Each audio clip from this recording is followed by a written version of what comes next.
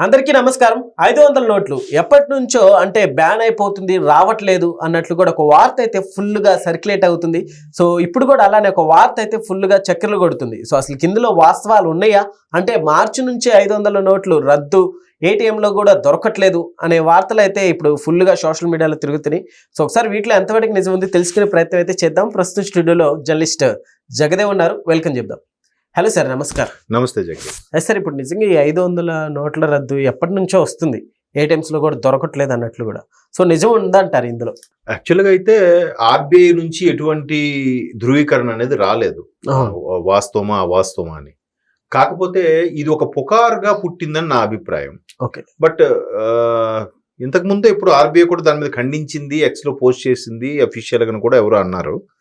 But అలాంటిది ఏదైనా ఉంటే ప్రభుత్వం డైరెక్ట్ గానే డిక్లేర్ చేస్తుంది. మనం బ్యాంక్కి వెళ్ళి మార్చుకునే వరకు మనకు తెలియకుండా ఉండే అవాక్కయ్యే పరిస్థితి అయితే రాదు. ఇంకోటి ఏంటంటే 2017లో డిమాండేషన్ ఏదైతే జరిగిందో అట్లు రద్దు చేయడము, సడన్ గా రేపటి నుంచే పని చేయవు, మీరు బ్యాంకులో సబ్మిట్ చేయనని కేంద్ర ప్రభుత్వం నిర్ణయం తీసుకుందో అది నిజంగా చాలా డేరింగ్ స్టెప్. దాని ఇంపాక్ట్ నెక్స్ట్ గవర్నమెంట్ వస్తుందో లేదో అనంత భయపడ్డారు కూడా చాలా మంది, ఎస్పెషల్లీ బీజేపీ నాయకులు అయితే. బట్ బీజేపీ మాత్రం, ప్రభుత్వం మాత్రం ఎలా ఆలోచించిందంటే మాకు నష్టం జరిగినా పర్వాలేదు, ఇలాంటి తీవ్రవాద సంస్థలు లేదంటే దొంగ నోట్లు, ఫేక్ నోట్లు సృష్టించే వాళ్ళందరూ కూడా ఒక చెక్ పెట్టాలని డిసైడ్ అయ్యారు. అందుకే అంచెలంచెలుగా చేసుకొస్తుంది. ఫేక్ నోట్ల విషయం కానీ, ఆర్టికల్ 370 కానీ, ట్రిపుల్ తలాక్ కానీ, అయోధ్య కానీ ఒక్కొక్కటిగా సిజరింగ్ ఇచ్చుకుంటూ వస్తుంది. ఒకేసారి చేయడం అంటే 3 పూటలు కలిపి ఒకేసారి తినేయగలమా? తినలేం కదా. సో అలాగా ఆ 2000 నోట్లు ఏదైతే చేసిందో అది నిజంగా డేరింగ్ స్టెప్ అనే చెప్పాలి. ఇప్పుడు అదే పంథాలో మరలా 500 నోట్లు కూడా ఫేక్ వస్తున్నాయి అనే ఉద్దేశంలో ఇకపై బ్యాంకులను డ్రా చేస్తే 500 నోట్లు రావు, ఓన్లీ 100, 200 వస్తాయి, ఇట్లాంటి ఒకసారిగా పుకారు పుట్టింది. పుట్టిన తర్వాత ఇప్పుడు దానికి ప్రభుత్వం ఖండించాలి. ఆర్బీఐ ఖండించినట్టుంది ఆల్రెడీ. ఇది కేవలం ఒక వర్గం ప్రజలు క్రియేట్ చేసే ఇవి. ఎందుకంటే మీరు కూరగాయల షాపుకి కానీ లేదంటే ఫిష్ మార్కెట్ కానీ వెళ్ళేటప్పుడు ఈ చిన్న చిన్న 10 రూపాయలు ఉంటాయి కదా, ఇవి తడిచిపోతాయి, పాడైపోతున్నాయి, త్వరగా చిరిగిపోతున్నాయి అని చెప్పి ప్రభుత్వం 10 రూపాయల కాయిన్, 20 రూపాయల కాయిన్లు తీసుకొచ్చింది కొత్తవి. తీసుకొస్తే 10 రూపాయలు ఎవడో ఒకటి పుకారు పుట్టాడు, 10 రూపాయల కాయిన్లు చెల్లవు.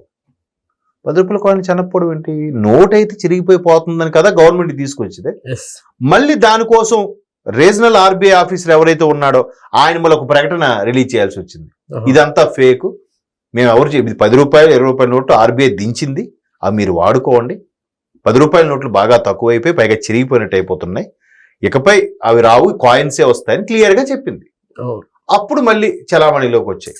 లేదంటే నేను కూడా ఫేస్ చేశాను. ఒకసారి టిఫిన్ షాప్ లో ఒక 10 రూపాయల సరిపడలో కాయిన్ తీసి ఇచ్చా, ఈ కాయిన్ చెల్లదు బాబు అన్నాడు.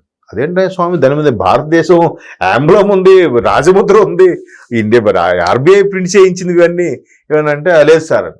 అంటే అలాంటివన్నీ చెక్ పెట్టడానికి ఒక ప్రకటన రిలీజ్ చేసింది. ఇప్పుడు మరలా ఆ 1000 రూపాయల నోట్లు ఏదైతే 2017లో బ్యాన్ చేశారో ఇప్పుడు మరలా 500 కూడా చేస్తారు, ఎక్కువైపోతున్నాయి, ఫేక్ వస్తున్నాయి అనేలాగా ఒక రోమర్ ఏదైతే ఉందో దాన్ని చెక్ పెట్టడానికి ఎవరో పుట్టించిన పుకారు ఇది. ఇప్పుడు జనరల్గా మీరు అబ్జర్వ్ చేస్తే సోషల్ మీడియా వేదిక మీద వచ్చిన తర్వాత, అందులో ఆర్టిఫిషియల్ ఇంటెలిజెన్స్ పెరిగిన తర్వాత ఎవడో ఒకడు ఊరికే సరదాగా ఒక పోస్ట్ చేస్తాడు, అరే ఇది ఎంత వైరల్ అవుద్దో చూద్దాం, ఇది తిరిగి తిరిగి మళ్ళీ నా దగ్గరికే వచ్చిందనుకో సూపర్ వైరల్ అయినట్టు, లేదనుకో మన ప్లాన్ సక్సెస్ అవ్వనట్టు అనేలాగా కొంతమంది ఆకతాయిలు ఇదే పనిలో ఉంటారు.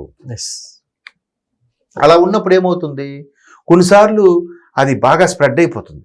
స్ప్రెడ్ అయితే అమ్మ బాగా స్ప్రెడ్ అయిందిరా మనం ఇచ్చింది, వీడికి ఇది ఒక సునకానందం. ఊరికే ఫేక్ ప్రచారం చేయడం, ఫేక్ గా క్రియేట్ చేయడము. ఇవి ఏ వచ్చిన తర్వాత ఒకసారి చూడండి, ఇదేంటిది ఆంజనేయ స్వామి మొన్నవాడు పెట్టాడు, హనుమాన్ ఒక రామాలయంలో ప్రేర్ చేసుకుంటున్నాడు, వెనక నుంచి ఒక చిన్న నీడలాగా ఒకటి వెళ్తుంది చూడండి అనుకొని. హనుమాన్ భగవంతుడిని చూడగలవా నువ్వు?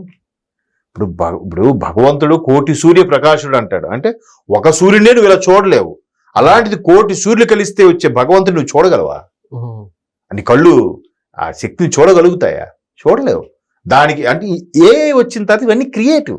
ఆ 500 ఎవడో ఒక నోటు పెట్టి 500 నోటు బ్యాన్ చేసేస్తున్నారు, ఇకపై 500 నోటు మీద గాంధీ బదులు నెహ్రూ బొమ్మ పెడుతున్నారు అంటాడు ఒకడు, నెహ్రూ తీసేసి వాజ్పేయి పెడుతున్నారు అంటాడు ఒకడు. ఏదో ఊరికే అంటే మనది ఎంత హల్చల్ అవుతుంది.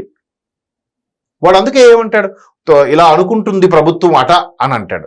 ఒకవేళ ఏదంటే ఎవరిని కేసేస్తాడని భయంకో, లేదంటే ఇది సరిగ్గా అమ్మో ఇది రిస్క్ ఎందుకులే అని చెప్పి ఒక ఫేక్ క్రియేట్ చేసి ఫేక్ వార్తలే క్రియేట్ చేసేస్తారు.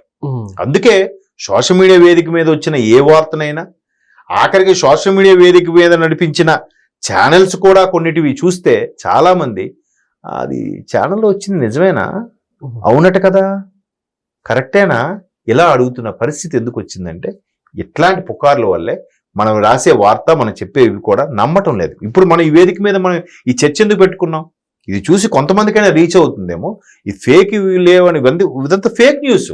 500 నోట్లు ఉన్నాయి చలామణి, ఉన్న దాంట్లో హైయెస్ట్ నోట్ ప్రస్తుతానికి 500. ఒక ఎక్కడైనా ట్రాన్సాక్షన్ జరగాలని అంటే 500 కూడా తీసేస్తే ఒక 10 లక్షలు ఇవ్వాలంటే ఎంత బ్యాగ్ తీసుకెళ్ళలేము, అంతే కదా. అన్ని 100, 200 పెడితే 500కే ఎంత బ్యాగ్ వస్తుంది అంటే కొంతమంది భారీగా ట్రాన్సాక్షన్ చేసే వాళ్ళకి ఇబ్బంది. సో ఉన్న దాంట్లో 500 పర్వాలేదు, బట్ దాన్ని ఫేక్ అవ్వకుండా జాగ్రత్తగా ఇప్పుడు అన్ని డివైజులు కూడా currency counting with currency fake కాదో కనిపెట్టే డివైజులు కూడా వచ్చేసాయి. ఒకవేళ అందులో కౌంటింగ్ పెట్టేటప్పుడు ఏమైనా తేడా నోట్ వస్తే కికి ఇక్కడ బీప్ సౌండ్ వస్తుంది. సో అట్లా చాలా వచ్చేసాయి కాబట్టి, బట్ పెద్ద నోట్ చేస్తేనే వాళ్ళు చేస్తారు. ఆ మధ్యన ఒక సినిమా కూడా వచ్చింది, ఇప్పుడు మన Raj and DK family man series తీసే డైరెక్టర్లే ఒకటి వచ్చింది, మన షాహిద్ కపూర్ ఎవరితో, షాహిద్ కపూర్ తర్వాత రాశి ఖన్నా హీరోయిన్ గా చేశారు.